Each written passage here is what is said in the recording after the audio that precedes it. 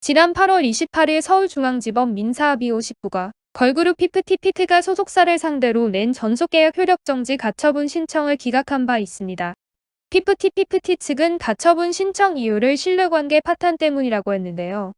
정산자료 제공 의무 위반, 건강관리 의무 위반, 연예활동을 위한 인적 물적 자원 지원 능력 부족 등 세 가지를 신뢰관계 파탄의 이유로 들었으나 재판부는 어느 것도 받아들이지 않았습니다. 이에 피프티 측은 즉시 가처분 항고와 본안 소송을 진행하겠다고 밝혔습니다.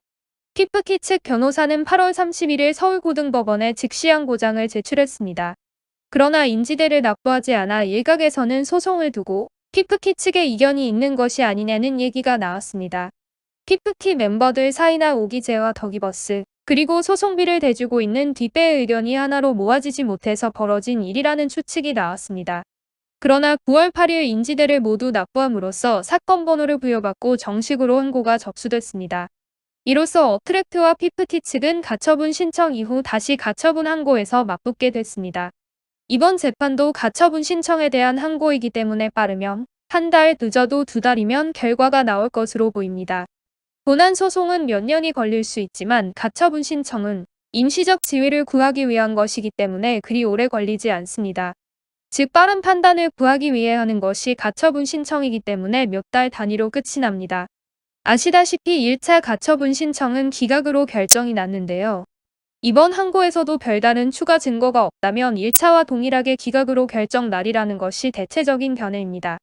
피프티 측은 1차에서 제출한 증거 이외에 특별히 새로운 증거를 제출하기가 쉽지 않은 상황입니다. 새로운 증거, 결정적인 추가 증거가 제시되지 않는 한 앞선 판결을 뒤집기가 어려울 것으로 보입니다. 어트랙트 측으로서는 메일과 메시지 복구해서 많은 증거를 확보하고 있는 것으로 알려졌습니다.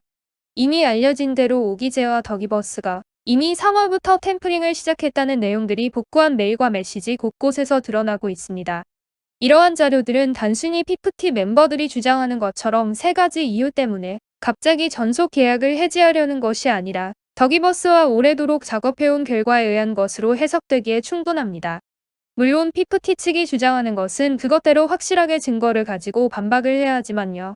한편 한덕수 총리는 8일 국회에서 열린 대정부 질문 답변에서 피프티 문제와 관련 전속계약 분쟁 때문에 문제가 있었던 것 같아서 재발 방지 제도화 등을 검토하고 있다며 피해 사례를 조사하고 그러한 것을 막기 위해 표준계약서 같은 것도 연내에 개정할 계획이라고 말했습니다.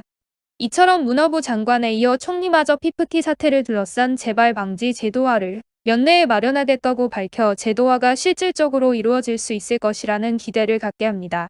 어쨌거나 피프티 측이 인지대를 납부함으로써 항고가 정식으로 시작됐고 다시금 어트랙트 전홍준 대표와 피프티 측은 법정에서 맞붙게 됐습니다. 결과는 빠르면 추석 연휴 이후쯤이면 나오지 않을까 생각됩니다. 피프티 측이 새로운 결정적인 증거를 제시하지 않는 한 또다시 기각으로 나올 확률이 높다는 게 전문가들의 견해입니다. 그것이 일반인의 상식이며 선량한 시민의 정의이기도 하고요. 여러분의 생각은 어떠신가요? 시청해주셔서 감사합니다. 구독과 좋아요 부탁드립니다.